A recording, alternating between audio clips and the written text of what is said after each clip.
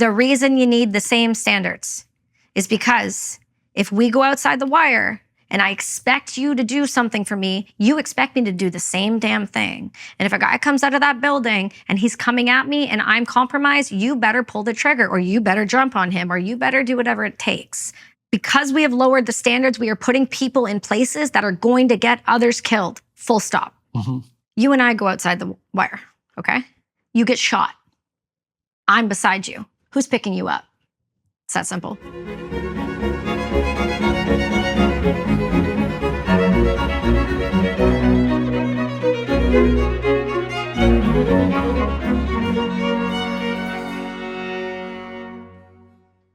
Hello, everybody.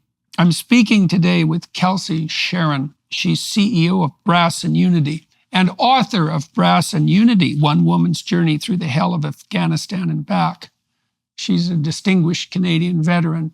We walked through her story. She was a martial arts champion as a child.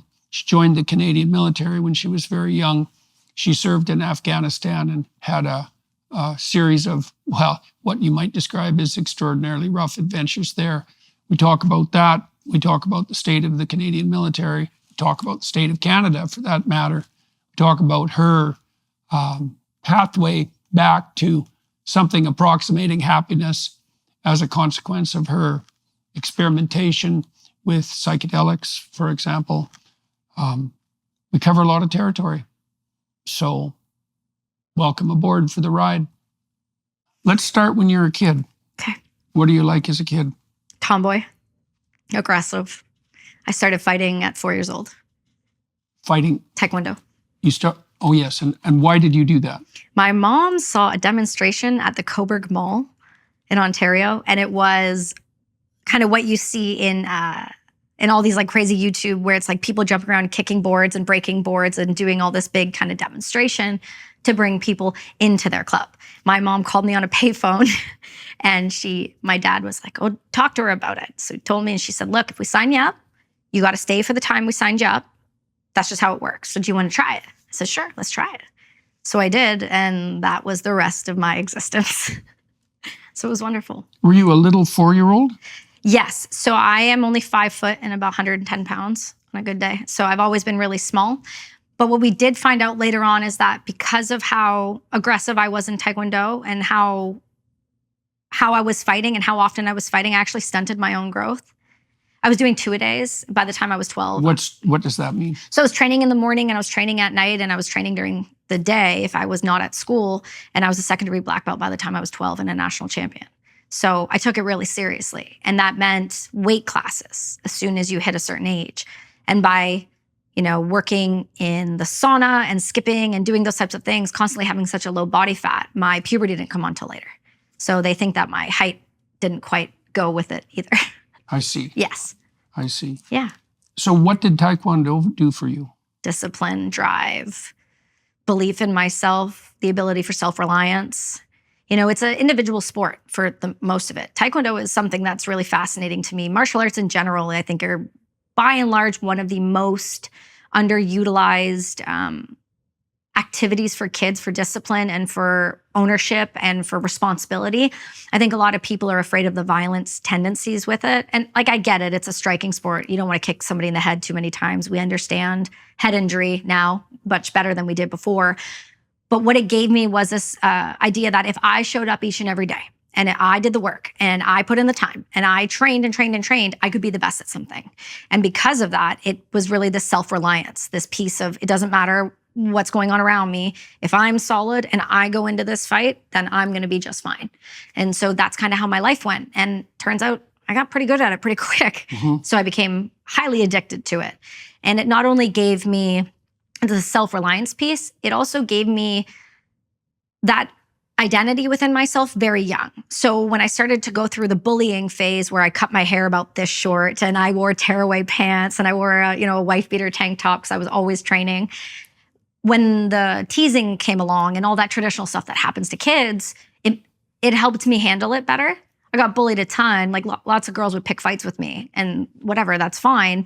But I never fought back unless I was hit first. I was always taught that you never hit first, but if you are hit, you make sure they don't get back up. And so I do remember the one time I did get in a fight at school, and I was not afraid of my parents or the school. I was terrified of my master because he was coming in from Toronto that weekend, and he doesn't like when you fight in school. And I found out what happens when you fight in school. He puts you in the ring and puts you through a wall. So yeah, Taekwondo was fun. So why were you bullied, and when did that start? That started really early. I was always more of a tomboy. I didn't really fit. And I always did a lot of activities with the boys. And I didn't really want to be around the girls. It didn't make sense to me because I trained with boys.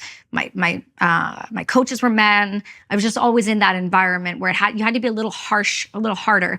I also grew up in the middle of nowhere in Campbellford, Ontario. So I grew up in the woods. I come from, my mother's side came over from Hungary right when the Soviets came in. They made it. And then my dad's side of the family, had no running water till he was 12. And he was like this baby of 7 kids. So I come from this really two hardened parents environment. And so going into that sport made sense, but that also created the identity of who I was, which was a little harsher, maybe. And in case you haven't noticed, I don't have a problem using my voice. So I would use it. And that's irritating for a lot of people. So how old were you when the bullying started? I would probably say like 6. And 6-ish. it was mostly girls? Yes. And what did it consist of? At first, it was just vocal, and they would tease me for my hair because I used to wear. You're gonna love this. I'm sure there's my psychiatrist is gonna watch this and laugh. So I used to wear. My hair used to be really, really short because it was easier with a helmet all the time, right? Just constantly sweaty. You just always have a helmet on. And so I used to wear bandanas when I was going through the grow out phase, but I also only used to listen to Eminem. And so I really young was exposed to this. I don't want to say angry music, but Eminem back then was, not sober Eminem. And so I went through this phase where it's I was training around a lot of music like this. I was around really hard people. I went into school. And so I just kind of went into myself because I didn't relate with anyone in school. And I was at a Catholic school and I didn't understand. And they do their best to kind of teach you what God is and all of these texts but they weren't really making it applicable to life. It was, this is what God says, this is what you do, this is what you don't do, this is why you do it. And there was no room for discussion. There was no room for explanation or asking the question, why? So that's something that I didn't work well with me. I wanted to know why. I had more questions and I just wasn't getting answers. So I just kind of went into what worked for me. And once I did that, that's when the pattern of behavior started. And then, then it got to a little bit of violence when I got a little older, probably 9, 10. Because then once I got my black belt, people were like, oh, you think you're... Mm-hmm. And I was like, no, I really don't. In this weight class, around somebody around this height, for sure.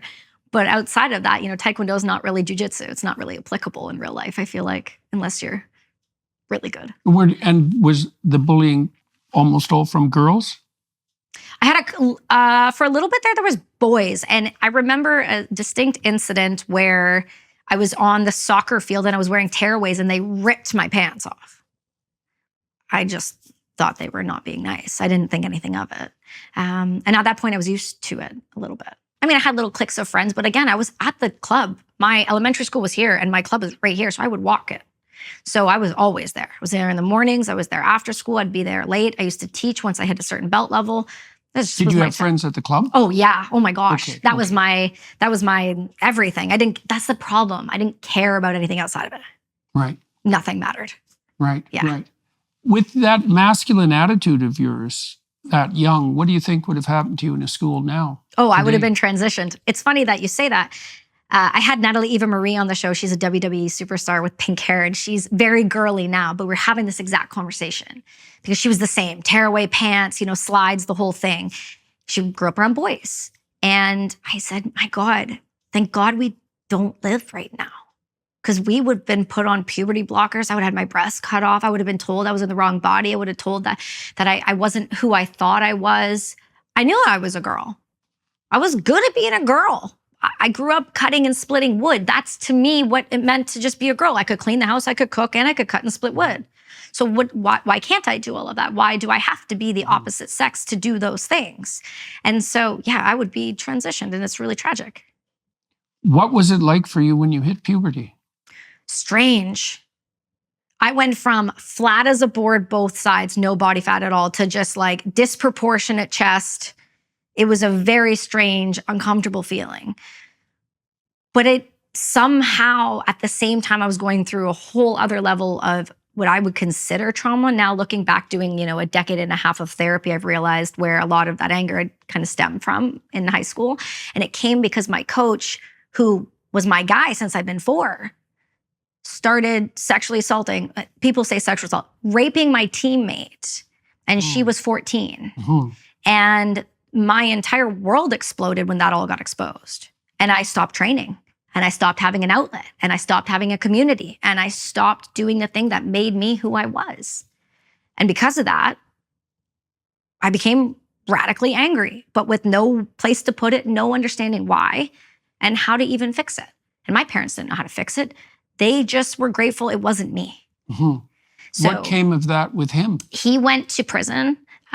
He was at a minimum security prison. It was statutory rape is what he got. I think he did 2 years. He has since been remarried to another one of the girls we trained with and has twin daughters, which makes me real uncomfortable because that behavior isn't by accident and that behavior doesn't go away. Right. Yeah, so I can imagine that was extremely hard on you because you said you lost your community at that point Everything. as well. Yeah, we tried to take me to a new club to train. Because my goal was the Olympics. From I can remember it from the moment I saw somebody come in with Olympic rings on them at the gym. I was like, what's that? They're like, that's the Olympics. I went to the Olympics. I was like, hold up. You can go to the Olympics for Taekwondo? And they're like, yeah. And it was over after that. That's it. That was the only path I could see for my life. I didn't see anything else ever, not once. And so once that was ripped out, I couldn't train with anyone. I couldn't trust anyone. I couldn't trust men. Couldn't trust anyone around me. Because what if it's going to happen again? And then that also then became a part of my identity. This just very angry child, and no fault to my parents, but my dad's a long haul truck driver. My mom is now too. And my dad was gone a lot. And my mom had my brother and I, but she did the best she could, but sometimes comments would come out like there's something wrong with your head. Those types of things, those borderline gaslighting conversations that happen, there's something wrong with you. It's no, I know there's something wrong with me, but I don't know what it is and I don't know how to fix it. So at that point, I had gone through an interesting childhood. The school had called child services on my mom because one time they were passing out Timbits and I said I couldn't have it because I had to lose weight.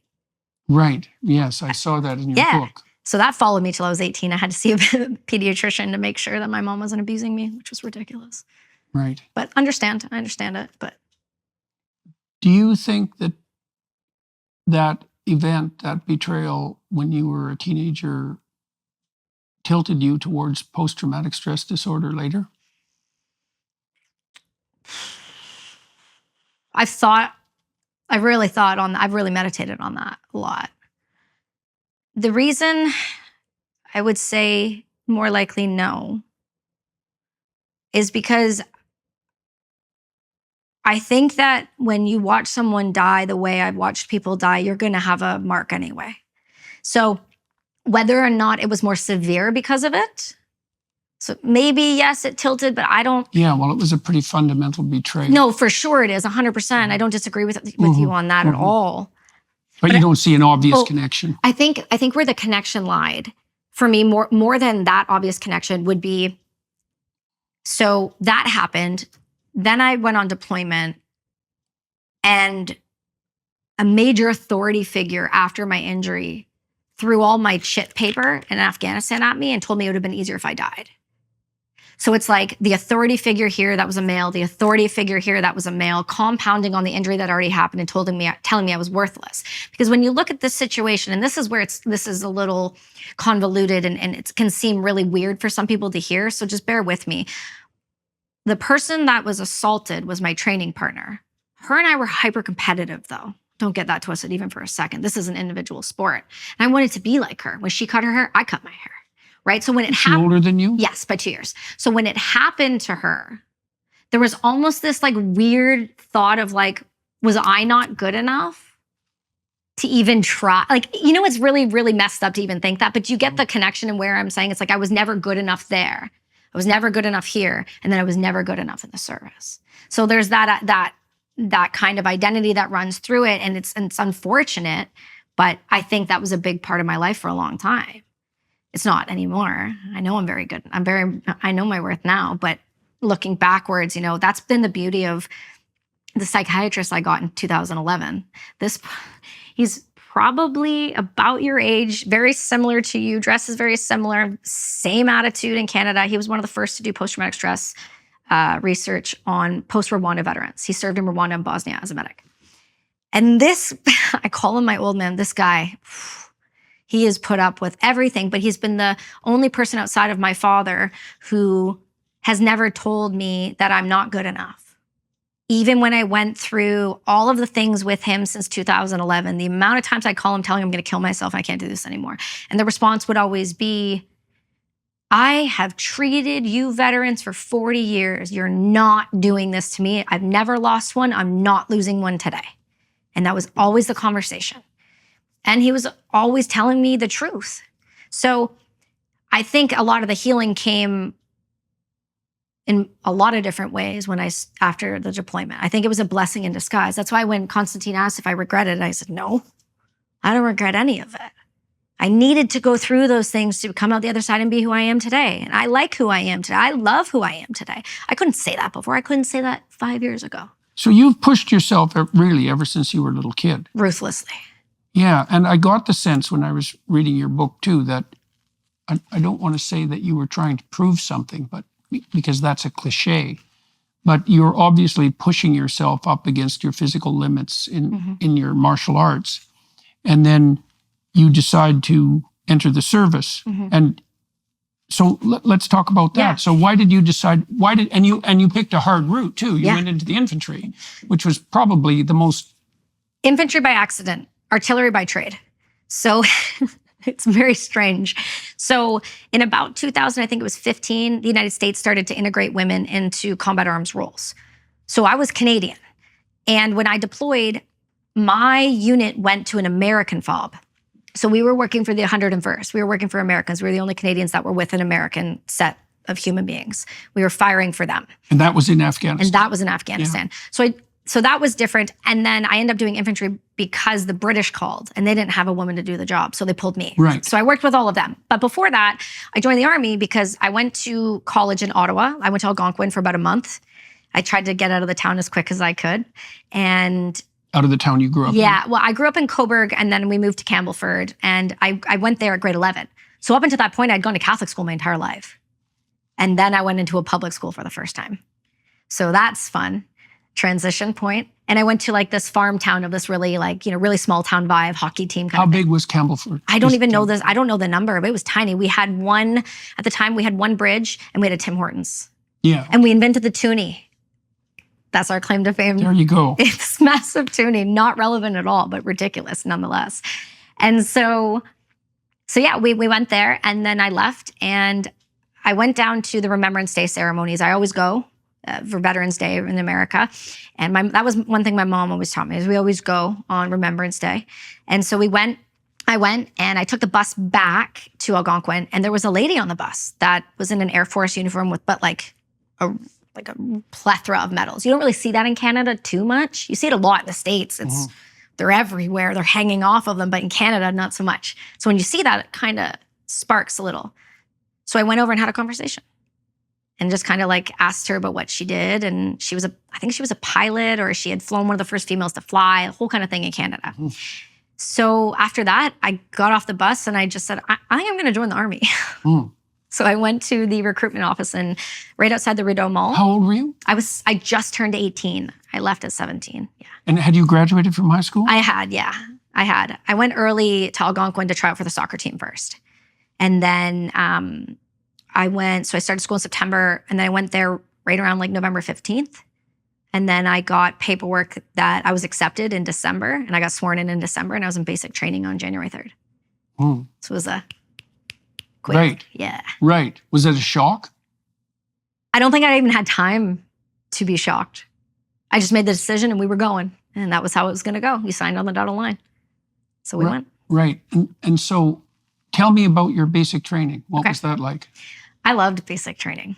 Basic training sucked, but I loved it at the same time. There's something about collective sucking together. There's that when you call it trauma bond or whatever you want to put on it. But I liked the competition. Because within your group, you have men and you have women, and everyone's in a different trade, and Air Force, Army, Navy, and then who's going where. And I again loved the idea of being underestimated. It worked for me. It's something that just drives me, because normally I'm the smallest, or I'm the woman, or I'm the whatever kind of like title you want to put it on. None of it matters to me at all. And so we had a couple women, so immediately there was a clash with that. Because what happened was we would go down and do the 10K run in the morning, and then I would, because we weren't allowed the elevators, and then I would sprint up the stairs. But I was first, so I got to the shower first. It's like, okay, you want to be first, be faster. So they didn't like that I was just standing out. I started to stand out a little bit. And it was good for the most part. It was a little rough. I had a little bit of the same sort of stuff from elementary school kind of happened there. And it's like, okay, if it's happening everywhere, you're the problem.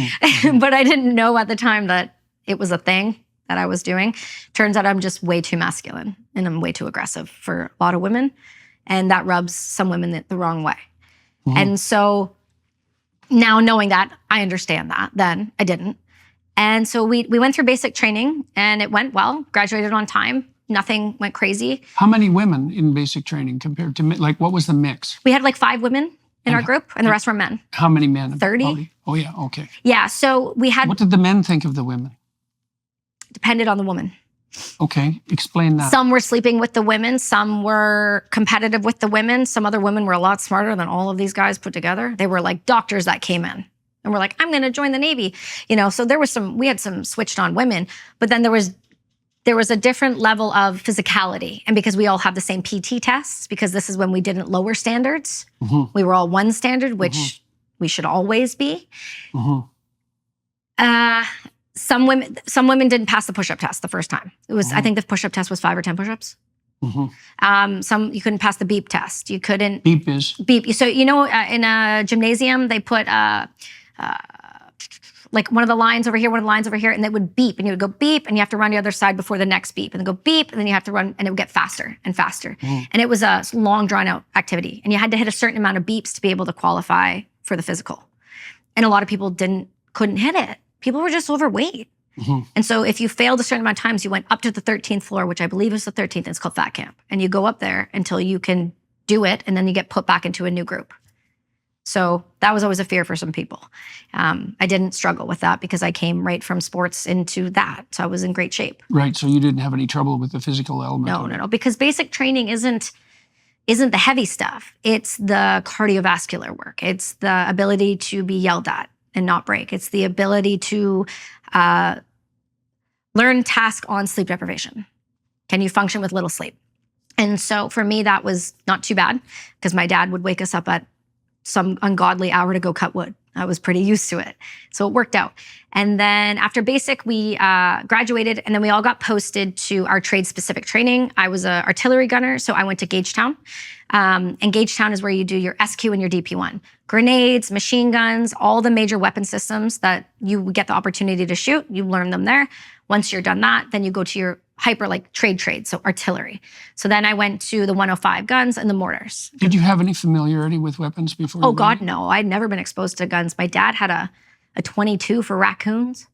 I never hunted. I never shot anything, nothing at all. So it wasn't like a draw to the raw of the weaponry or the violence of it. It was more of this looks cool. I think I could do this. But I think everyone knew I was either going to be a cop or I was going to go do something else. I just didn't know at the time. And so we went through training there, and that was fantastic. And how did the women do when the standards were equivalent? Like I said, some women failed. Yeah. Yeah, for sure. 100%. I presume some men failed as well. Oh, there was definitely a few. We had a couple individuals, you'll find this comical, who joined because they said they were good at, what's that? Like, not Halo, but it's a video game. It's like a war video game. And I couldn't help but kind of do one of these. And yeah, they failed out. They were just overweight. Because again, depending on the floor you live on, that's how you get up and down. Well, if you think about how many sets of stairs you had to do in a day, we're on the 9th floor. We have to go down for breakfast because you have to swipe that card. If you don't, you get in trouble.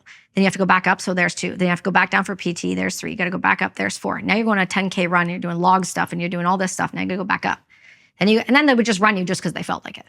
And then you would do the same thing at night. And then if they decide to toss bunks, you do the same thing again. So that, if you're not in shape, like that's hard for anyone to do all the time.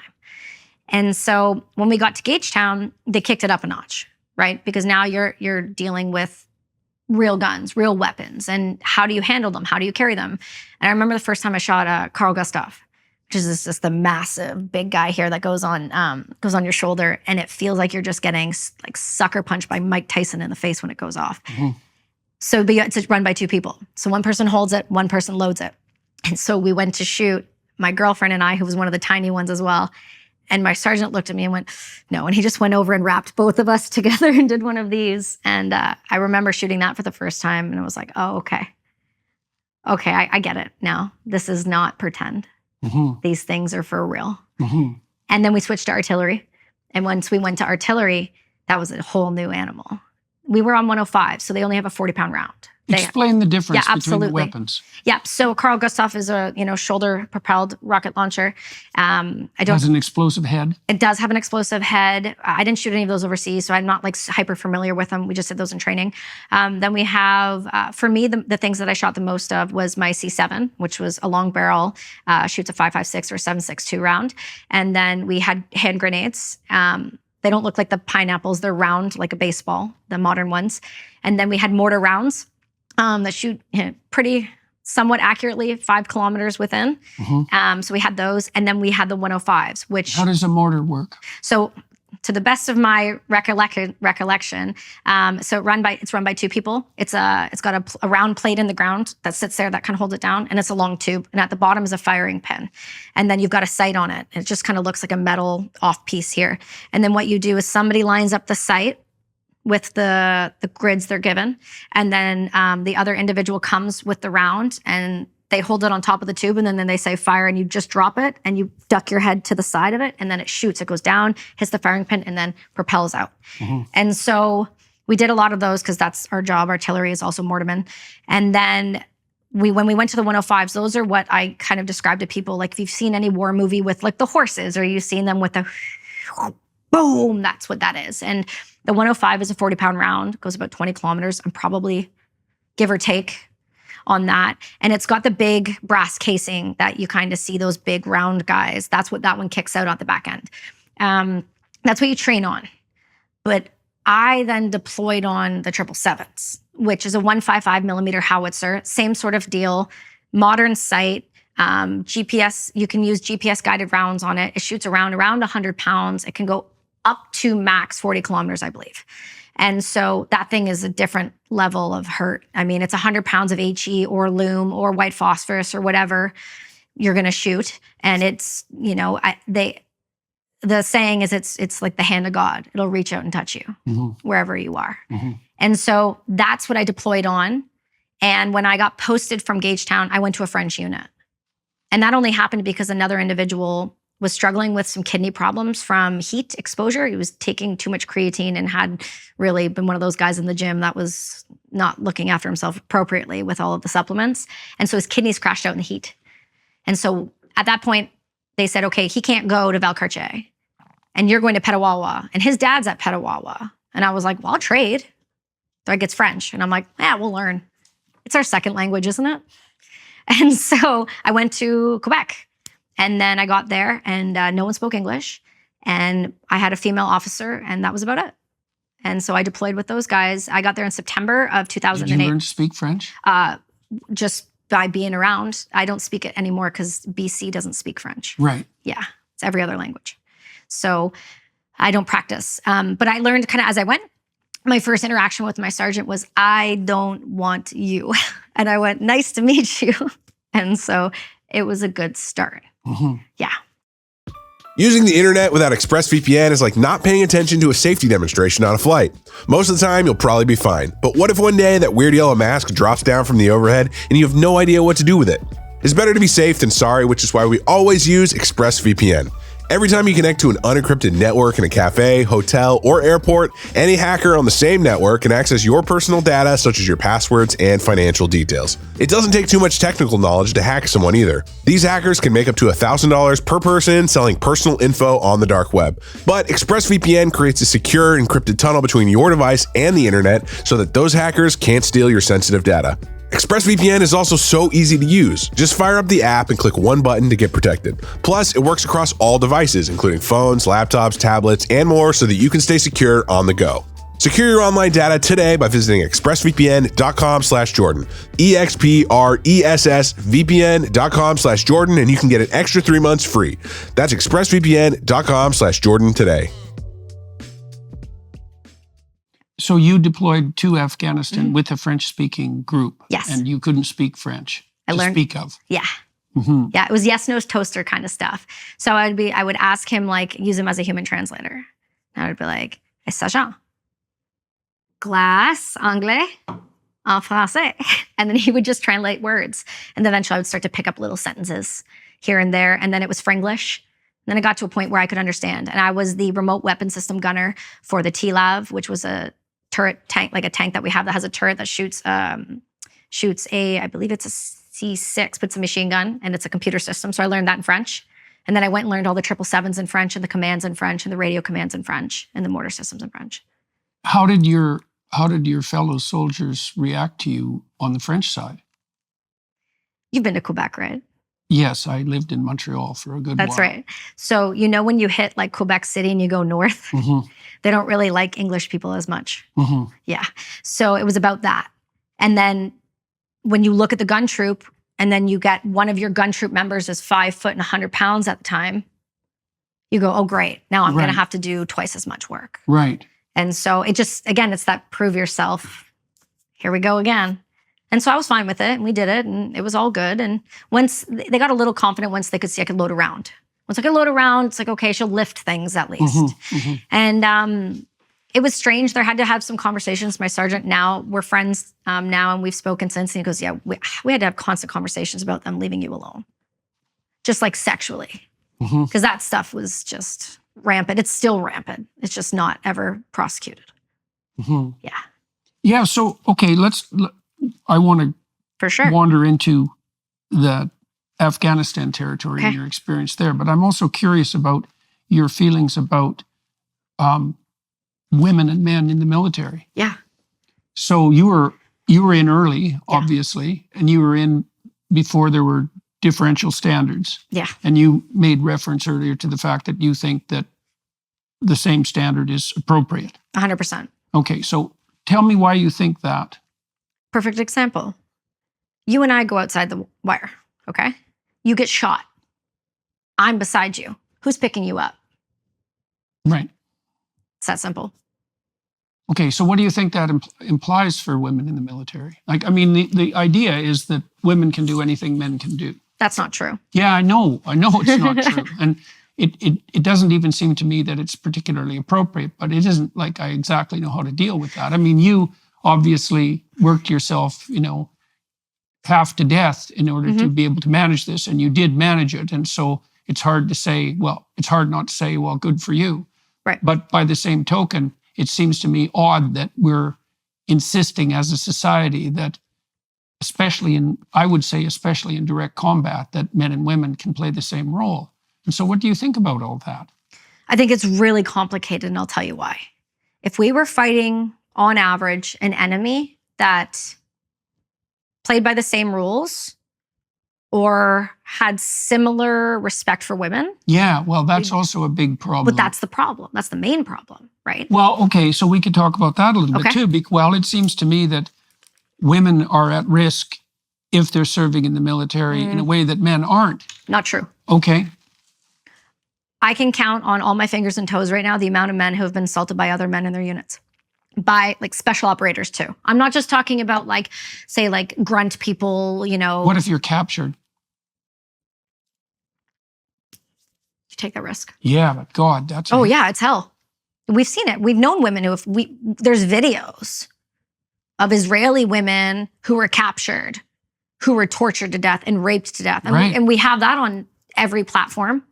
So I get it, but at some point you have to make the decision. I was willing to risk it because I genuinely, the people that I was with. Did you know what you were risking when you were willing to risk it? I don't. That was the thing. You know what? That's funny that you said it. Constantine said the same thing. He's like, do you really know like what you got into? No.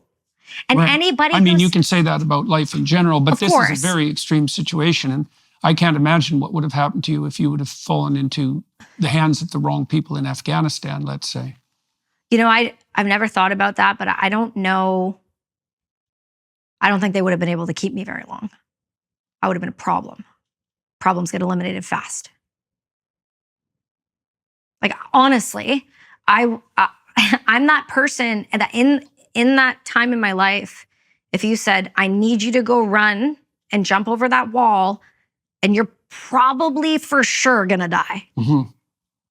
If I knew someone was on the other side of that wall that needed to get pulled over that wall, I'm risking it.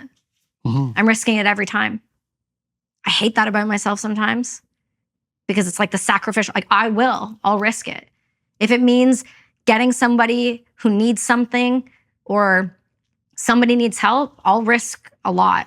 It's probably not a great trait on some levels, but I will, and I have, and I do it again. What about the standards? Now, the standards were in place. Okay. And what's changed? Okay. So standards were in place, push-ups, sit-ups, yada, yada. The reason you need the same standards is because if we go outside the wire and I expect you to do something for me, you expect me to do the same damn thing. And if a guy comes out of that building and he's coming at me and I'm compromised, you better pull the trigger or you better jump on him or you better do whatever it takes. Now, women become a distraction. They become a distraction because two reasons. Men act different when women are around. We know that. They just respond different. If a woman's getting hurt, it doesn't matter if he likes me or not, he's going to respond differently. He could put himself in danger now. He's going to react differently. And secondly, because we have lowered the standards, we are putting people in places that are going to get others killed. Full stop. Mm-hmm. We are actually making it more dangerous for people in service, on planes, in other areas by lowering the standards in society together. And we're doing it. And we're seeing the repercussions and we're not stopping it. So where's the line? I've been asked, do you think women need to serve? If you want to respect the rights of the people we are fighting, unfortunately, I need to be there. Women have to be there because the Taliban and ISIS and God knows how many other enemies we've continued to make. There are women on the battlefield and they will use them if they are covered head to toe and they will put men in those burqas with AK-47s and suicide vests and they will think a woman is walking up to them who's not a threat and they will detonate. And they've done that, and they did it time and time again. The Taliban got smart and realized that we as Westerners, to a fault, will follow the rule, but they don't have to. And when that started to happen, people started getting killed more because they would hide themselves in women's positions. So they're like, okay, they're not going to bring women on the front lines with them. So the women and children would flee, and that's how it would be. And then we started going, well, we have to do something about this because they were hiding weapons, money, jewelry, indicators that they were working with the Taliban in like women's hair and like under their burqas and under their breasts and like things like that. So when I finally started going out there, you're finding all kinds of things because all of a sudden there was a woman there to actually search people. And we had never done that before because a man cannot touch a woman. And so as long as we want to fight fair, as long as we want to fight up against the current individuals we're fighting, whether that's Hamas or ISIS or the Taliban, you name it. Speaking of the Taliban, side tangent here, 2 seconds. Have you seen the new article that came out? And they were like, oh my God, did you know the Taliban have started stoning women again? That doesn't really shock me. When did it stop, Jordan? I'm sorry. And also, all of these people who have something to say about it, where were you for 20 years when we could have done something about it? When we were standing there watching it? And you said, we can't do anything about it. So why do you care now? You don't care. Selective outrage. I'm over it. Sorry. Drives me nuts. Who are you speaking about particularly with the selective outrage? Oh, you name it. Anybody on social media with a face? Anybody who's an influencer or a political commentator, or these people who have made their careers off of just adding more negativity to the world, and this constant nihilism for young people to click on and become obsessed with the next new rage event. It's really hard to watch. Now, you had a particular role in Afghanistan. You Yeah, said, for example, that you were searching women. I was searching women. Right. So, and that's a specific role for women. And correct. You believe that that's a useful role. What do you think has been the consequence in general of introducing women into the armed forces? I mean, there's obviously continual sexual scandals in the armed forces in Canada. It's always been there. We just haven't reported it. Okay, meaning it's always been there in what way? Because there has been women in the army, right? Just not in combat arms roles in other countries. For us, there has. So those assaults have been going on for the individual, for example, I won't say his name. He's got a world of hurt anyway, who told me that it would have been easier if I died. He's been charged with 7 sexual assaults, but he made it to major. And he's not being arrested or put in jail, and he's getting to leave with a pension. So what does that say to everyone else below him? Do it. Just make sure they're quiet about it. And that's why it keeps happening. We don't actually take accountability for our actions. We never have. Because if we did, it would stop. Okay, so I read an article in the Canadian Military Journal. I don't remember the name of the journal, but it was their DEI issue. Right, and their, what would you say, recommendation for decreasing the frequency of the sorts of things that you're talking about was a retooling of the entire culture of the Canadian military. Well, I don't exactly understand what that means, because the culture is going to be a war culture. Right. And I presume that there are downsides to that as well as upsides. Mm-hmm. I don't know how to understand the downsides in terms of the relationship between men and women. But if you have a lot of young men together who are single and a lot of young women together who are single, then there's obviously going to be sexual interactions on a nonstop basis. And I have no idea how that can be reasonably regulated. I suspect that the DEI approach is not going to work very effectively. No. Yeah, so DEI, that's a trip. Canada's lost its mind. Okay. So I spoke to Buck Angel recently, and I was asking him his opinion on how the Canadian military has just put tampons in the men's bathrooms. Yeah. And then made it a particularly punishable offense for the young men to take the tampon dispensers out of the bathrooms, which is obviously exactly what they should do. They should never have been in there in the first place. Well, yes, that's for sure. Yeah. So bad leadership, right? You might say that already. We can go with bad leadership. That rolls downhill. We have a saying in the military, shit rolls downhill. Mm-hmm. And so that's obvious. So DEI is rolling downhill. And it's rolling down to a already crippling military. Our military complex in Canada is shrinking astronomically. Mm. And not only that, it's shrinking because veterans aren't being looked after. People at Gagetown are having to rely on food banks to eat because they're not being paid enough. No weapon systems are coming in. People are having to pay for their own flights to come back from, where did they go? Was it Lithuania they were over there? Excuse me. They were playing war games, i.e. they were just trying to be a show of force for Putin. Anyway, so, and then we bring in DEI. So here's what's happened since I got out. This was a trip. I got to go back in 2022 to New Brunswick to go shoot my last round as a gunner. I didn't know this was a thing, but when you're super old or something really bad happens, they bring you back to shoot your last round. Which are you? Are you super old or something bad happened? I'm going to be 35 this year, Jordan, so we're going to go with something bad happened, and they really messed up and they know it. And there was a book written about it. They didn't like it. So what happened was I went and I shot my last round, and it was this, all the big wigs came out and all of this. And it was amazing because there was actually a female there that was a colonel that I actually respected. And so it was a really big honor to get to shoot with her. And so I'm there, but what I saw was really troubling to me. Disheveled beards, long nails, piercings, jewelry, weird colored hair and beards. We had lost the standard. We stopped doing the standards of what it meant to be in the service. Men have to be clean shaven. Women have to have short nails. You have to have one earring. You can only wear a wedding band. Like, you don't do these things. Their hair was a mess. They just looked a mess. And I said, what am I looking at here? So this is the new standard. So if you start to lower the standards, people who have served, like my friend Dallas Alexander, who got slapped by the government for going on Sean Ryan, people like that leave. Right. The experienced people who you need to teach when these you DEI lower the people. standards, the best people leave. Oh, 100%. Yeah, and so obviously. this is what's happening. So now you've got DEI. So what happens with DEI? Well, basics that we know.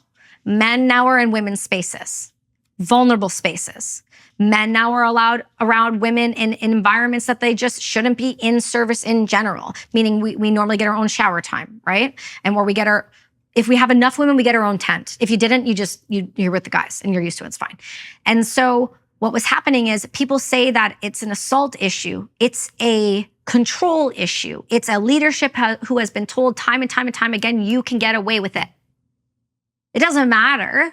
You're going to get away with it. If you're high enough rank, you got the right people around you, you're going to get away with that. So what does that say to women? It says, well, I don't really want to be in the service. So now you're losing women, or you're having women transition to men. So they're accepted in men's spaces and they're accepted as a male. So maybe they won't get raped because you had a Navy ship just have to come back recently in the United States because there was like 30 assaults in 30 days and women were just pimping themselves out early. So they didn't get raped. They said, well, I'll just do it now because then that way I won't get assaulted. So it won't be like traumatic. It'll be my choice. And so people are saying, well, why are we allowing women? How about you just stop raping people, guys? Where's the accountability on the man? Where's the accountability on the staff? Where's the accountability on the leadership to go, hey, if I catch you doing an assault, this is what's happening to you. You're out. You're gone. Your job is over. And you're going to have a dishonorable discharge for sexually assaulting someone. Then you're going to get a criminal charge. Why aren't we doing that? Well, why do you think? Because we already have no one. And also, there's a lot of people that are old school that are still in, that are going to cover. Because, oh, what if a guy's like 1 year away from his pension, Kelsi? Let's just let this one slide. You don't want his family to not have any money, right? You don't want his family to lose his pension. You don't want them to have that name in the school, do you? Like, it's a hypocrisy. There is, the service is filled with some of the best people that we have to offer. And then it's filled also with some of the worst we have to offer because it attracts A-type personality. There's bad eggs and everything. You know, with the police, yeah, there's some bad eggs, but they're not all bad. And that's kind of what's happening with the service. Bad eggs, not all bad, removing funds. What happens? Shittier people. So it's happening in the police, now it's happening in the service, and we already have one of the smallest armies. So we're being bought and paid for by the CCP, left, right, and center, provable by CSIS on paper. And then now we have weak borders, no military, no weapons, running out of artillery rounds and giving how many billions of dollars to somewhere else? Why would you want to join the service? You can be patriotic. And I applaud that. I have people come to me all the time, my daughter's going to join. Can you talk to her? So I'm not going to talk anybody out of anything. It's their path. If they believe they need to go do it, they will go do it. But at the same time, I'm sorry. This is not the country I fought for. So why do you think this is happening to the military in Canada? It's really easy to control people when they don't have somebody to stand up for them. Look at the protest. Okay? So when our own police turned on people at the protest. You mean the truckers' protest? Yes. So I was involved with that in BC. And my parents are truck drivers. Who do you think I'm going to support?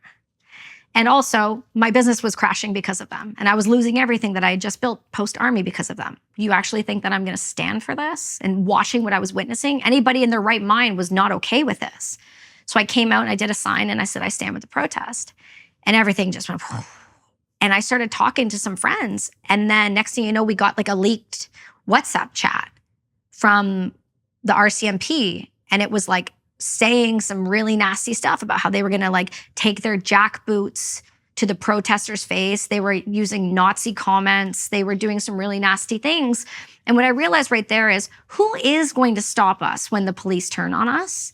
It's like, at least we have the service. At least we have the veterans. Like, it's not the military that's going to stop it, because they're weak-minded at this point. If you're a DEI, believer in that service, I'm sorry, you're not. If you believe in DEI for the Army or the Navy or maybe the Navy, or the Air Force, I'm sorry, you've lost the plot. You forgot why you joined. You forgot what real war looks like. You're delusional and you're going to cause harm. People are not going to like that comment. I'm going to get all the hate. I don't care, because that's the truth. You're not a free thinker. Your job, I get you've been told that you were supposed to follow in suit, but there's also a point in your life when you come to a fork in a road and you go, do I believe this? If you go, no, it's going to suck, but you have to stick to what your truth is. And mine is that behavior is not acceptable. So who is going to stop us? Well, it looks like the veterans, because it's not the military. Because the veterans are the ones that know what war is. Because we've all been there for the past 20 plus years, and now we're all rocking into it again. The military doesn't look after its people, doesn't equip them properly, doesn't feed them properly, doesn't look after the families, and puts you on a increasingly dangerous amount of pharmaceutical intervention instead of actually solving the problem. So why would you serve? I'm sorry. Never again. Not for Canada. So what happened in Afghanistan? You went to Afghanistan. You were with the French unit. I was with the French. We went to FOB. And this was when? I got to Valcartier in September. We deployed in April of 2009. 2009. Yes, 2009. How old were you? I was just turned 19. And so we went, my Battery R, Troop Alpha, we went to FOB Ramrod. So they go 2 guns at a time. So 2 gun troops. So we had 2 777s and then 2 troops filled with enough people to run both those guns, the comms and the officers. So we got dropped off there in the middle of the Main district. It's just like a 3-kilometer FOB, really small, in the middle of nowhere. And that was the first time I had been outside the wire and went, oh, there's people out here that want to kill me. It was very shocking. And immediately we transitioned with the other Canadians, and we started right away. And so we got to know some of the Americans. The French didn't want the Americans on our side, and the French wouldn't speak English to the Americans, but I did. So I wasn't chummy with everyone here because I couldn't really talk enough to have like full conversations. So I started talking to the Americans. Mm-hmm. And there's a lot of guys from Texas and from all over the place. And it's wild because everyone thinks the military is racist, but it's like the most welcoming group of people I've ever met. There's people from everywhere, all walks. It was crazy. And so that was great. I loved the FOB. When we were shooting, it's boring otherwise. You're just working out, or you're, You said love the FOB. Tell me FOB. Forward Observation Base. And so that's just where our little home was. We had our tent. That's where we slept. That's where we shot guns. How did you understand your mission? Like what was it that you I wasn't were given a doing mission there? set. I wasn't given a mission set. I was a gunner. It was, you go here, you shoot the guns. When you hear the fire mission, run to the gun. Follow orders. Right. Yeah. Right. And the only other time is we would go up onto the OP tower. And that we had a bunch of OP towers, and Canada's tower was this one. So it was it was, oh my gosh. It was the something post, observation post. Holy brain, get it together. Okay. We're going to get there. And you would do 4-hour shifts with the machine guns, and you would just watch. That's what you did. And then you do radio calls. So I like to mess around with the Americans and do them in French. Because it was just fun for me. And then anytime there's a fire mission, you ran to the gun. So that was like my life for a long time. How long? I think for that was like the first couple months.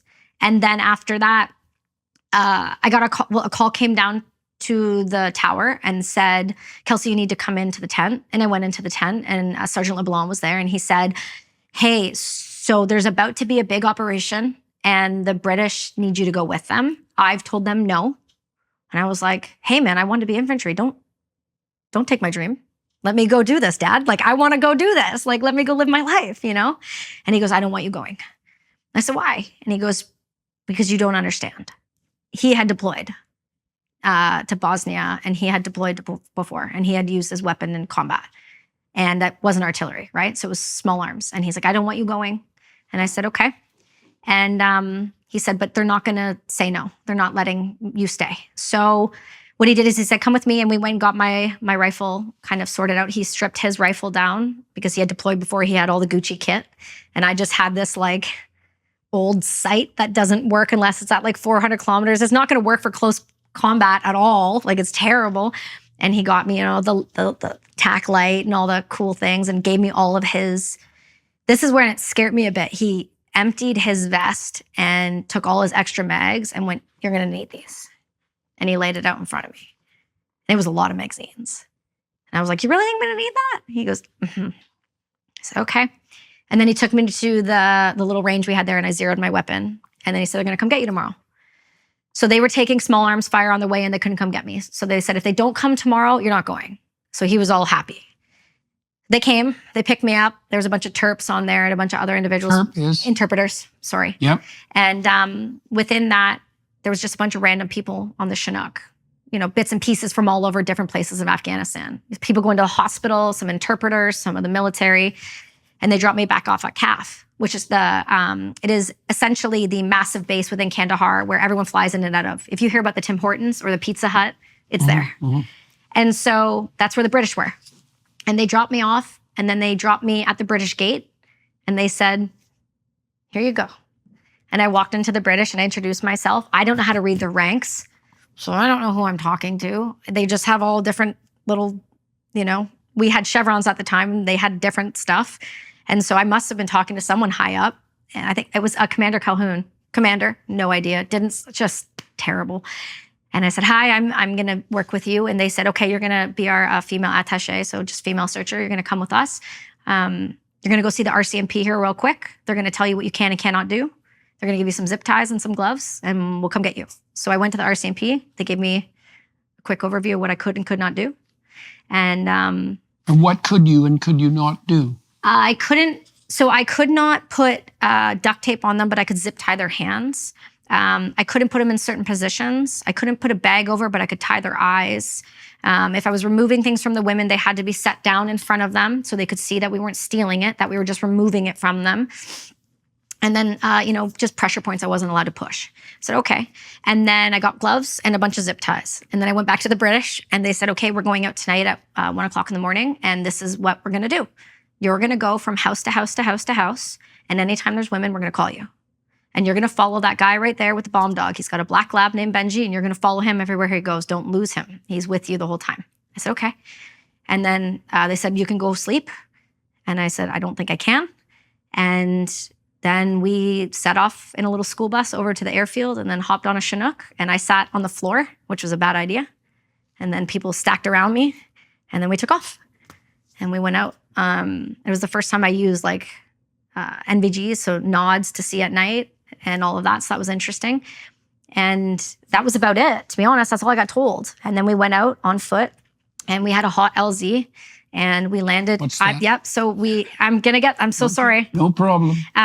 We were taking some small arms fire when we came in, and they dropped us off really quick. Problem was people were sitting on my legs, so I couldn't feel them. So when I stood up, my legs, I went to run, they gave out. And so a Scottish guy just grabbed the back of my vest like this and did one of these and just kicked me in the butt. And it was like, aye, off you go. And I was like, here we go. And so we went out, and then we waited until morning prayer. Because of the respect we have, we wait till they're done their morning prayers, then we kick their door in. And then I was told they're not going to use me. Oh, Burns, we haven't had women and kids around a lot. They've been leaving. I said, okay. They told me we're going to be out there a week. I was like, okay. First house. We need her. And I go. And it was my first experience of what 12 women and kids screaming and crying in a room by myself looks like. And that was being a mom now, I really wrestle with some of that stuff. I didn't then. I had no reference point. But being a mom now, I really wrestle with it. Wrestle with what? Kicking people's door in the middle of the night. Mm-hmm. With your baby screaming and terrified. The level of trauma I've left in that country and the women and kids I encountered. Whether you're feeling stressed or anxious or simply seeking a moment of peace and tranquility, the Hallow app has something for you. Hallow offers an incredible range of guided meditations and prayers that are designed to help you deepen your spirituality and strengthen your connection to God. With Hallow, you can embark on a journey of exploration, diving into different themes and types of prayer and meditation. From gratitude to forgiveness, each session offers a unique experience, sparking your curiosity and deepening your spiritual understanding. Choose different lengths of meditation to fit your schedule, whether you have a few minutes or an hour. This flexibility puts you in control of your own spiritual journey. With its user-friendly interface and hundreds of guided meditations, the Hallow app has quickly become a go-to resource for people seeking spiritual growth and healing. You can download the app for free at hallow.com/Jordan. Set prayer reminders and track your progress along the way. Hallow is truly transformative and will help you connect with your faith on a deeper level. So what are you waiting for? Download the Hallow app today at hallow.com/Jordan. That's hallow.com/Jordan. hallow.com/Jordan for an exclusive 3-month free trial of all 10,000 plus prayers and meditations. What were you looking for? All we were told is we were looking for caches, weapons, a lot of money, anything that would indicate people were working with the Taliban or anywhere near sort of IED, which are improvised explosive devices, any of those farms.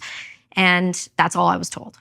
And so if I were to find big wads of money, or I would have find cell phones and any of those things, I was like, bring them to them, like, okay, this is what I found, who I found it on. And so— Did you? Yeah, we found a lot. They hid stuff in women because they didn't think I'd be there to search them. And so So does that help you reconcile yourself to what you did? No, Why not?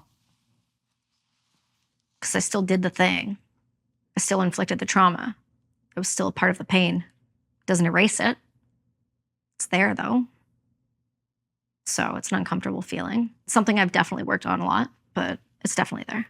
Like, kick my door in the middle of the night. Yeah. You know what I mean? It's very immediate. Hey, what you're involved in is very immediate. And it's like, bang. It's just like screaming and like madness and chaos. And, it's right after they're praying. It's dirty. It feels dirty. Like, I get why. Like, don't get me wrong. I'm not saying like we shouldn't have done it that way, but like shock and awe is how you don't get killed, right? It's like my buddy used to say to me, I'd be like, how did we lose so many more people than the SF? He's like, we move at night, we're quiet, and we get the job done and we leave. Conventional forces, we roll out at the same time every day. We go down the same road every day. We're sitting ducks. It's different. So anyway, you got to be quick and you got to be shock and awe a bit, right? So that's the tactic. And so we started doing that for a while, and that was going okay. I had a couple scuffles with men in the family thinking I was a boy going into a room. So we dealt with that a little bit, which is always fun. The interpreters didn't like that I was there. There's not a lot of respect for women, especially a female soldier. So that was an interesting relationship to kind of work around, if you will. And then we had a couple of situations. Wow, I would have done. So that's an additional difficulty of being female in the armed forces in those countries. Yeah. Absolutely, because if you're fighting a country that has little to no respect for women, by and large, across the board, depending on your level of extremism, you're going to be dealing with a different trust issue, right? So, yes, well, I would imagine that you're particularly hated too. Oh yeah, you could feel it. It like burns through you. I bet. Yeah, you can feel that, but that's okay. I equally hated them just as much, and I made sure they knew it. So, again, this is where that masculine side switched on and there was no feminine left.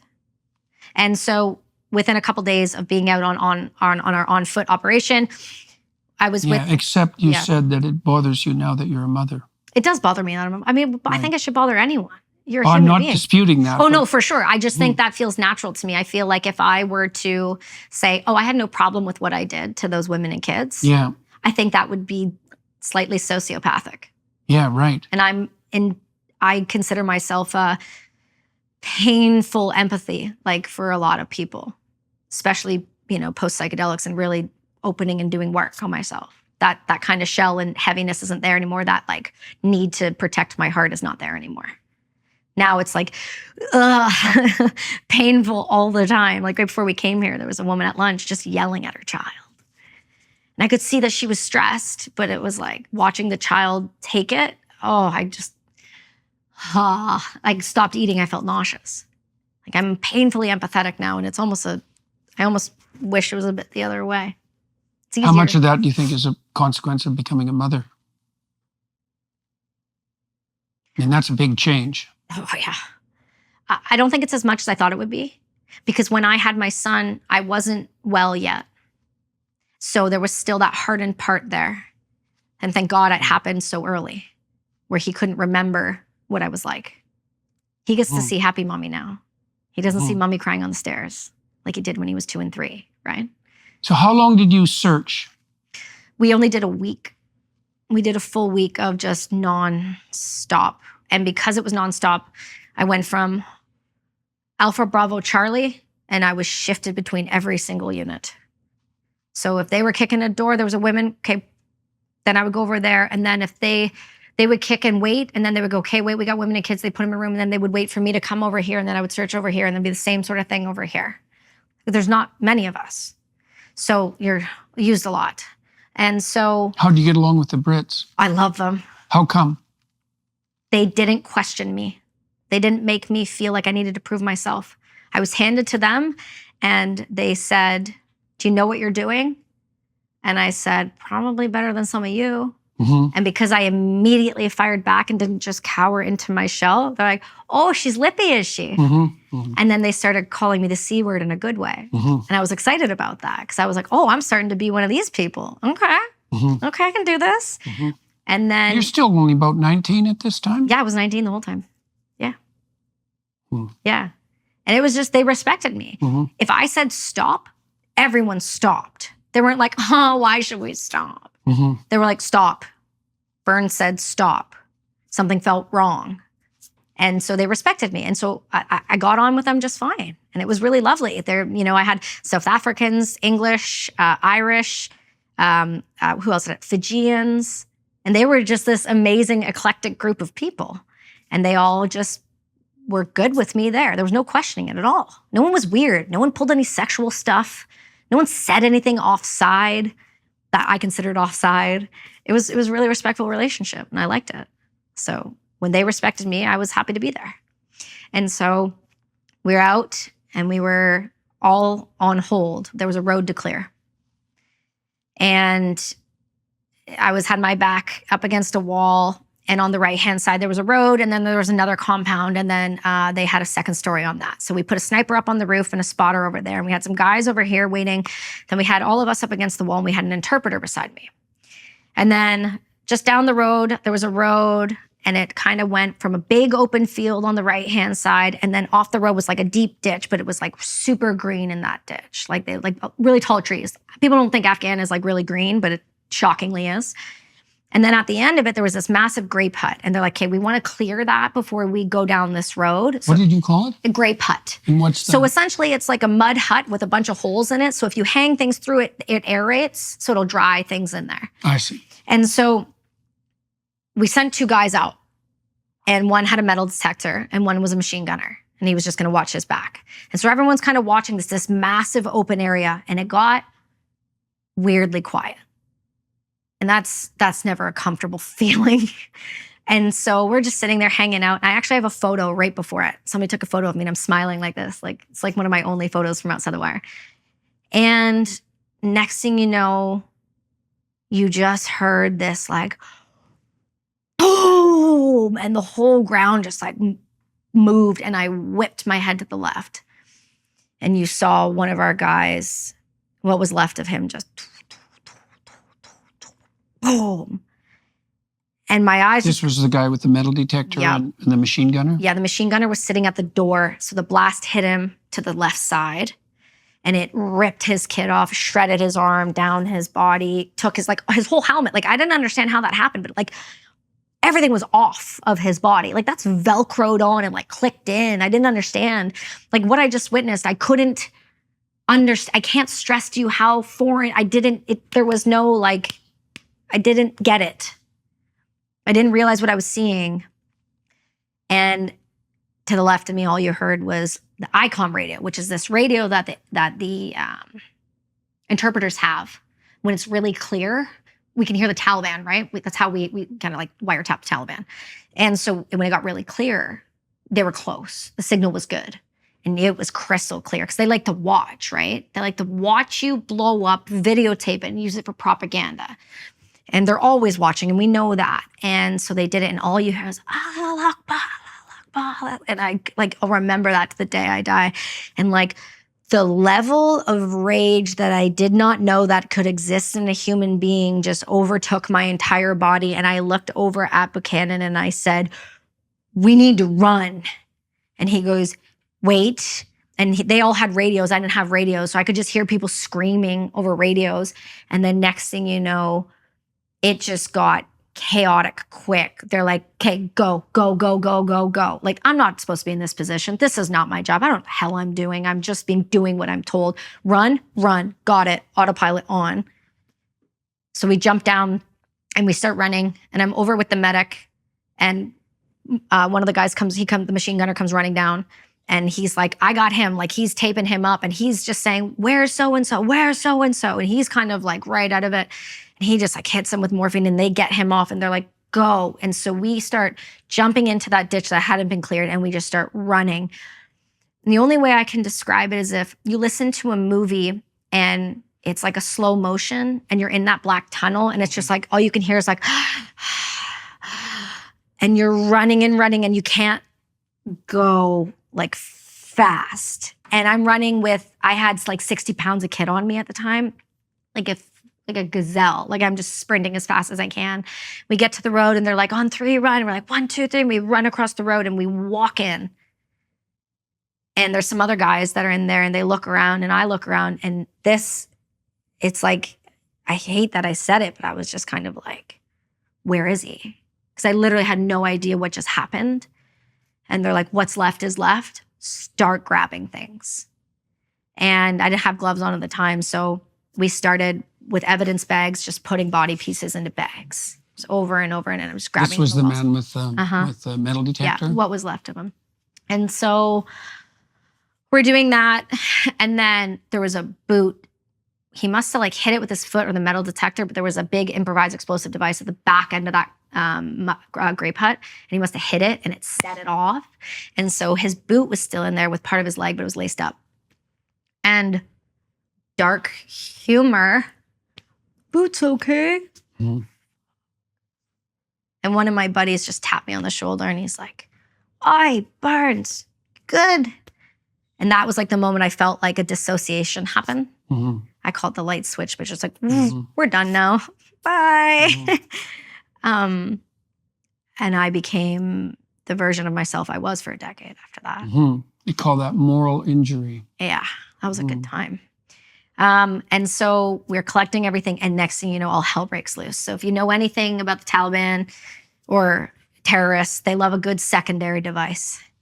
And so they wait till everyone rushes in, and then they hit you again. And they did that. So next thing you know, mortars I know how inaccurate those things can be. So when I hear them coming down, I'm like, oh, we got problems. And so they start just sending mortars. And our guys are like sending mortars to try to deter the Taliban that are on the line coming in. And we're taking small arms fire. And they call in the Pedro flights, which are the 2 Blackhawks. One's going to come in and it's going to pick up the dead and the hurt. And the other's going to lay down hell. And so they come in and this is just chaos. They go, okay, you need to, whatever you have in your pocket's good. Take your weapon, sling it, grab his weapon, put it on, and then take both helmets. So I do that, and we start running. And we're just running down this road that hadn't been cleared, just going through open fire. And it was the first time I'd experienced like the whiz and the pop really close. And then we tripped and we dropped him, what was left. And then we had to put them all back in while this is going on. And then next thing, the Blackhawks show up. And it was, I just didn't want to die. And they came through and one landed and the one guy was just like, where is he? Where is he? And everyone's like, oh, we got him, mate. We got him. We got him. It's all good. It's all good. Hit him with morphine. And meanwhile, he's covered up right beside him, what's left with a tarp. And they're just like, oh, he's on the next flight. Like, he's good. Like, just don't get him any more stress. And so this other one comes through and this was the machine gunner. Yeah, the machine gunner. And the other Black Hawk takes off and we get back and I'm covered in blood and I'm taking off all the kit and putting it on there. And the guy on the Black Hawk comes through and just like lays down like living hell. And I can't tell you how good that felt. Like I felt that in my bones. I was like, more, harder, do it again. After that, I just lost all sense of empathy, and I just wanted to kill them all. Mhm. And I hate that. I say that, but I did. Mhm. And I don't apologize for it either. Mhm. And then I started to, the medic caught on. I'm still good friends with him. The trauma that you Yeah. experienced, to what degree do you think that was a consequence of the mayhem that you saw? And to what degree do you think it was a consequence of that hatred? I think it was,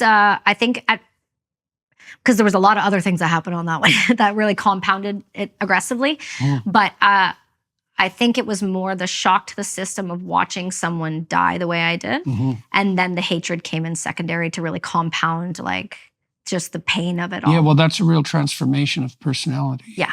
It was not, I got quiet. Mhm. That's how everyone caught on. I just stopped talking. I stopped eating. I stopped sleeping. But when we came back to when we were getting everyone out, right before we kicked off again, I started obsessively rubbing my hands. Mhm. Like this, Mhm. and like trying to get the blood off. Mhm.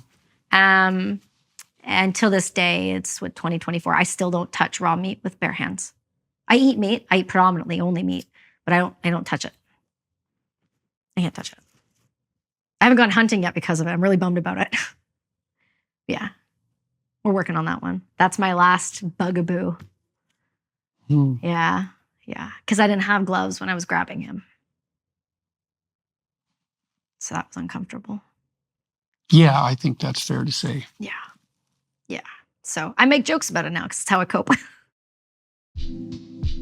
Starting a business can be tough, but thanks to Shopify, running your online storefront is easier than ever. Shopify is the global commerce platform that helps you sell at every stage of your business, from the launch your online shop stage all the way to the did we just hit 1 million orders stage. Shopify's there to help you grow. Our marketing team uses Shopify every day to sell our merchandise, and we love how easy it is to add more items, ship products, and track conversions. Shopify helps you turn browsers into buyers with the internet's best converting checkout, up to 36% better compared to other leading e-commerce platforms. No matter how big you want to grow, Shopify gives you everything you need to take control and take your business to the next level. Sign up for a $1 per month trial period at shopify.com/JBP. Go to shopify.com/JBP now to grow your business, no matter what stage you're in. That's shopify.com/JBP. So what happened to you after that? So we pushed off and we just kept going. And then I don't know if it was the next day or that same day because everything started to become a blur after that. We just started getting hit. Every time we walked somewhere, every time we moved, we were just taking it. Small arms fire, mortar fire, we were just getting clapped like constantly. They were everywhere. And so I got put in a weird situation again. I was with one of the troops. I was with Stephen Noble's guys, and we were walking into a smaller village, and there was screaming up ahead in a compound. It was like women. And whether it was like a target or whether it was a setup or whatever that pulled us there, he says, we pushed into this compound, like, get on the roof. And I was like, let's fucking go. Like, now it's my turn, right? So they lift me up because I can't get on that roof. They lift me up onto the roof, and there's another guy to the right of me, and then there's me, and then there's a sharpshooter right beside me to the left-hand side, which is like a sniper, but the Brits call them sharpshooters, not quite snipers, and another guy there. And we are just laying down hell. Like, I'm feeling nothing. We're just laying down hell. And the sharpshooter goes, I'm out of ammo, I gotta jump down. His rifle, and I'll show you a picture of it, is the length of my body when I stand up, from buttstock to end of barrel. So I'm laying down rounds. He jumps down. As he jumps down on the left-hand side, we get flanked. And 3 rounds go, hit his buttstock, protects my hip, and just misses me. Mm-hmm. So after we're done the firefight, we jump down, and he pulls out the rifle, and he pulls out the casing, and I was like, tell me that's mine. He's like, no chance. You have a picture of it, though. And I was like, that was my hip. And he's like, yep, it was. Mm. So if he was there, it would have went through him, would have hit the buttstock, and hopefully would have stopped. But because he wasn't there, it hit the buttstock, and it took enough of it that it stopped it. So I was very fortunate in that situation. And then after that, I started having, The next compound we went to, I was searching a group of women, and there was a particularly combative set of women here. We had known at the point that this was home of the Taliban. Like we knew somebody there. We knew that they were Taliban. Like we knew that. And so when I was searching some of the women, they chew, there's a drug they chew there, right? And it makes them really disoriented, and it's really hard to search them. While I'm searching one of them comes at me with those like shears. Yeah, just one of these. I wasn't issued a small arms, like a handgun at all, which makes no sense. And my barrel is this long, so I'm not getting that in between us. So I just kind of do this and just kind of knock her down so she's down. So at least then she's diffused, and it was fine. But then after that, what happened was I got really just angry with all of them. So I started, instead of taking something from them and setting it down, it just was out the window, out the door. There was no respect anymore. There was like, I don't care if they're in prayer, kick the door in, let's go. I'm not waiting for this. We got places to be. And you could just see it just get worse and worse and worse. And we were just in firefight after firefight after firefight. Then our other guys got hit. Then we lost 2 interpreters. Then we had one of the other females there. She was a mess because she was in right behind. So now we had to get them out. And it was just this really, really, really terrible operation that just didn't go well. And all of those guys I was with, I bonded with. And they were talking to me, checking on me, and listening to me, or just sitting still because they knew I was not doing great. And then we got back to CAF. We finished the operation. They picked us up. We got back to CAF. And they said, see you later. And I went back to the Canadians.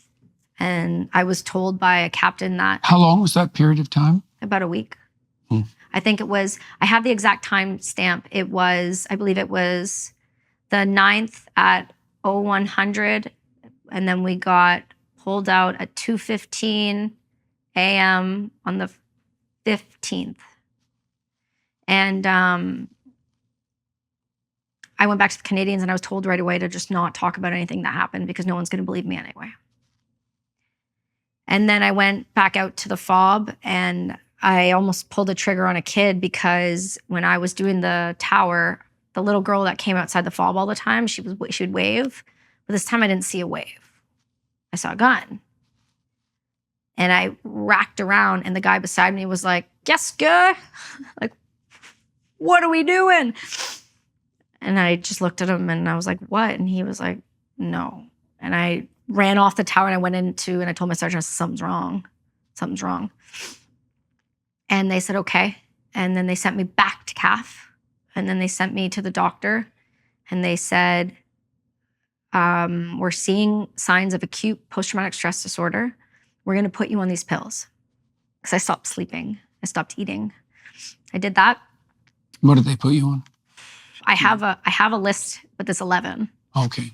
I have a list though. So there's 11. Yeah. It's uppers, sleep meds, antidepressants, anti-anxiety, you name it. It's just those types of medication. Got it. Yep.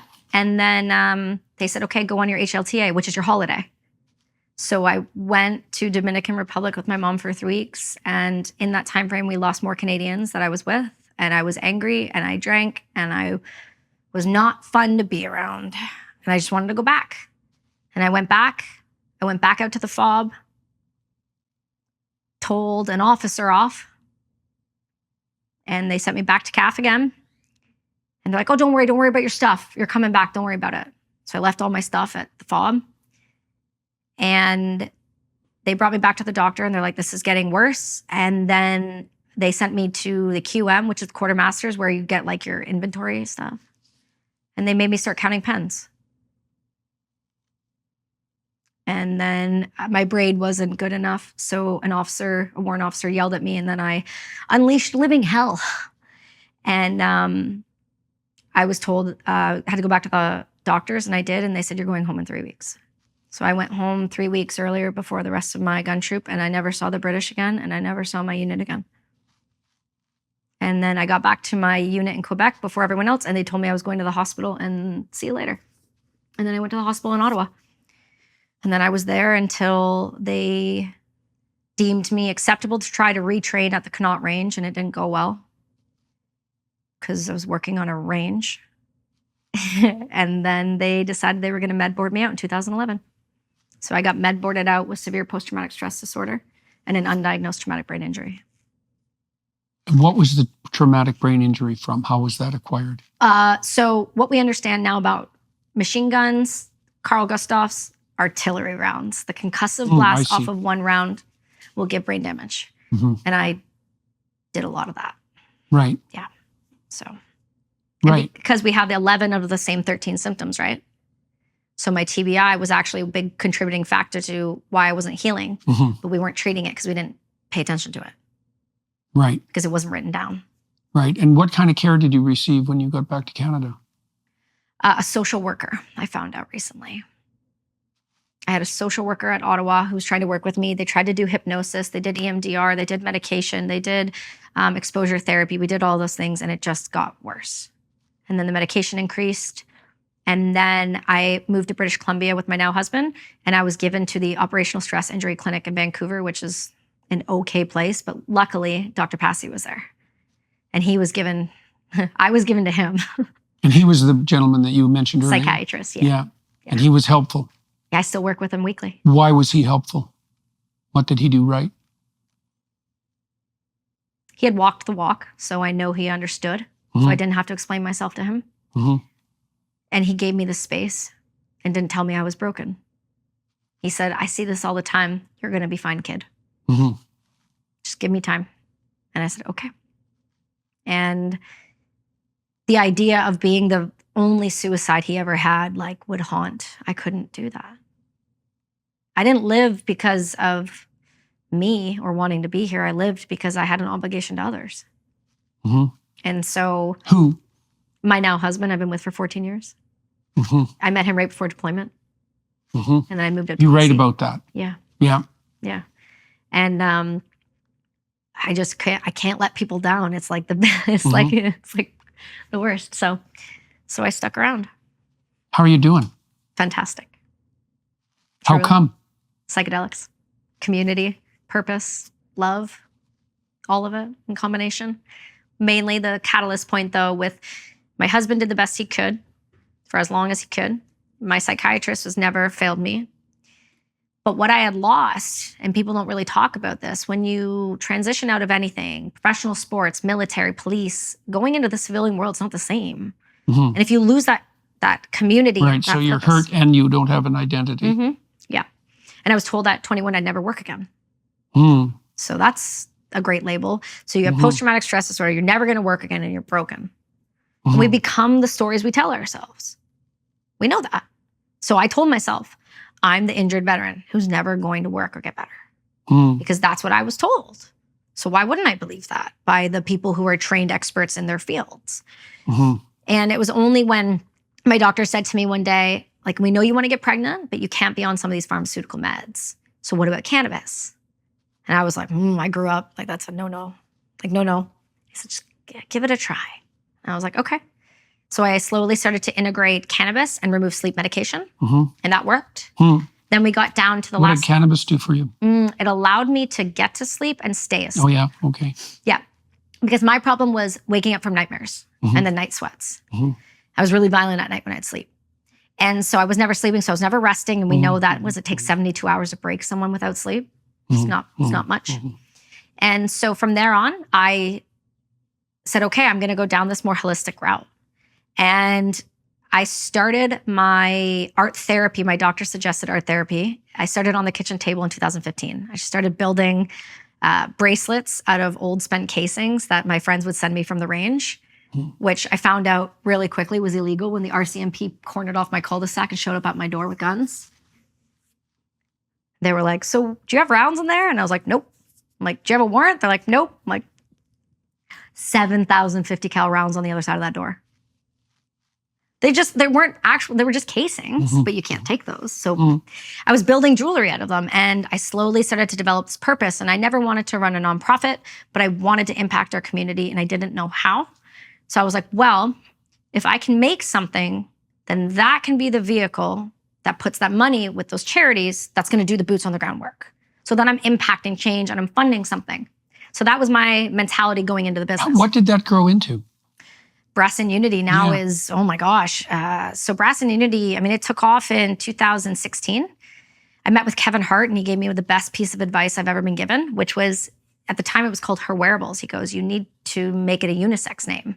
And I was like, right. So we did. He tweeted it out. And a year later, I was on Ellen. And it, Julian Huff and Michael Bublé and all these people started wearing it for suicide prevention. And I was like, okay, we're cooking with something. Then next thing you know, we were nominated for... What were you making that they were wearing? Just these. Just bullet jewelry, like with actual like casings. That's it. Oh, yeah. Yeah. Oh, yeah. Just pull. Use your muscles. I believe in you. Thank you. You're so Thank welcome. you. Thank you. Sorry, I'm a positive affirmation individual. Yeah, well, those are very nicely made. Thank you. Yeah. So I started making these and then we started selling them in the fashion world. Now, let me tell you about the fashion world and bullet casings. It doesn't mix. I don't know if you know that. It seems logical. Yes, right? So long and short, it ended up kind of skyrocketing. And by 2019, we were in Elle, Fashion Magazine, all of these things, all these stories, all these celebrities, 200 retailers I had hand signed myself, just hustling my way through North America. And COVID hit. And I lost my entire business overnight. Talk about a lack of purpose, having your whole identity wrapped around a jewelry company. That was a bad idea, isn't it? Well, it worked. It did its job. It did what I needed to do. It got me up. It got me moving. It got me not want to kill myself every day. So all in that time frame, I got married. I had a baby, ran this business. And then 2021 kicks over. And I get this phone call again from the same guy who introduced me to ayahuasca. So in that time frame, I started getting really suicidal again. By 2019, I was drowning. I couldn't figure out why. I'm doing all the things. I'm doing what I'm told. I'm trying all the exposure therapies. And why isn't it working? And my buddy calls and he said, hey, what about ayahuasca?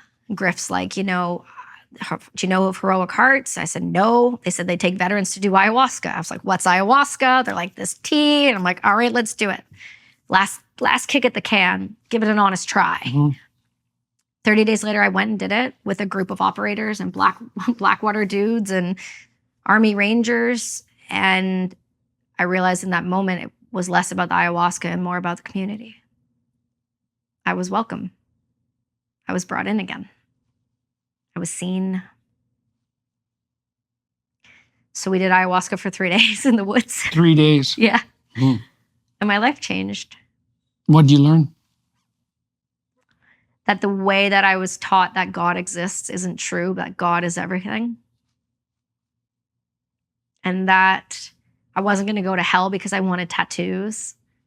And that there was nothing wrong with my head. And that I was going to be okay. If I just had faith in something bigger than myself. And that was when? What year was that? 2020. 2020. So after that, I've never been on a pharmaceutical drug again. Is that right? Yeah. From that point? From that point. Wow. Yeah, we're going into 2025 soon here. So How's you sleeping? fantastic. Well, that's a good deal. Well, it's a combination of that and brain treatment I did in 2022. What did you do? So I went down to this place called Resiliency Brain Health Center in Dallas, Texas. They treat Army Rangers, Delta operators, NFL dudes. And what had happened was in 2021, from starting my podcast, I met Griff within the first 4 episodes. So I did psychedelics and that carried me through and I integrated that. I did psychedelics, I did ayahuasca again that October. And then after that, I had some really popular people on the podcast and this organization was like, something's wrong with her eyes. And the only reason that happened is because my husband started dying. So all while this is happening in COVID, my husband and I were in the garage and we're watching a Joe Rogan podcast, literally the same pattern of behavior we have every day. And I was smoking a joint before bed. He'd sit in the garage with me while we just have this like little routine. And he looks at me and he goes, Kelsi, something's wrong. And he grabbed his right side. And I did my paramedics after I got home from the Army. And I was like, wrong side, bud. And he goes, no, something's wrong. And he stood up and he goes, I think I'm dying. And he dropped to the ground. And he just was gone. And so talk about move slow again. I started screaming. We called 911. They put us on hold. I said, I just got a new Tesla. Let's test this thing out. So my neighbor came and put him in the car for me, and we drove him to the hospital in less than 5 minutes. And the ambulance called and said, "Go pull over." I said, "Beat it. I'm gonna get there faster than you." Canada didn't help. Canada kept telling us it was mental health. It was not mental health. My husband was a professional supercross racer. He's hit his head more times than he can count. But what we're starting to understand about TBIs is they can be delayed. He was fine until he wasn't. Everything started to spiral after that. He couldn't get out of bed. His depression, he started getting suicidal. He was losing weight. He wasn't functioning. He just didn't want to live anymore. And he couldn't figure out what was wrong. We went to every hospital. We did private doctors, MRIs, you name it. They're like, it's mental health. It's mental health. Like, it's not mental health. A friend of mine was on Instagram and was like, "I'm at this brain clinic. I have too many head injuries." So I voice messaged him. It was a ranger. And I was just bawling. I said, "Will you help me? I don't know what to do. Can you get them to see my husband?" This was Wednesday. We called them. They said, "This is no problem. We know what it is." He was on a flight and he was there on Sunday. Canada, 2 years, nothing. Mm-hmm. Nowhere, nothing. Mm-hmm. 1 week, Texas. Yeah. So we went down there and he was there. And they also treat civilians. And this was who treats the veterans, the resiliency clinic.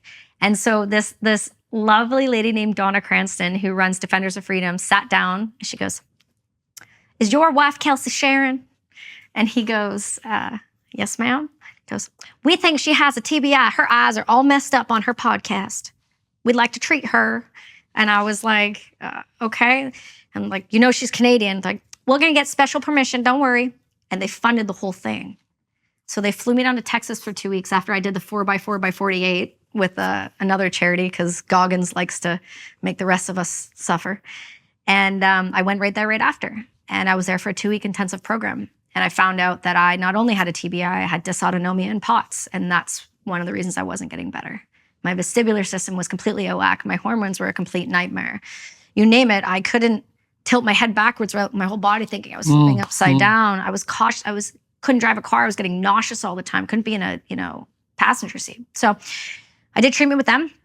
And then I continued to use things like microdosing to help. Not all the time. I do regimens 8 weeks at a time. And then I go off and I integrate.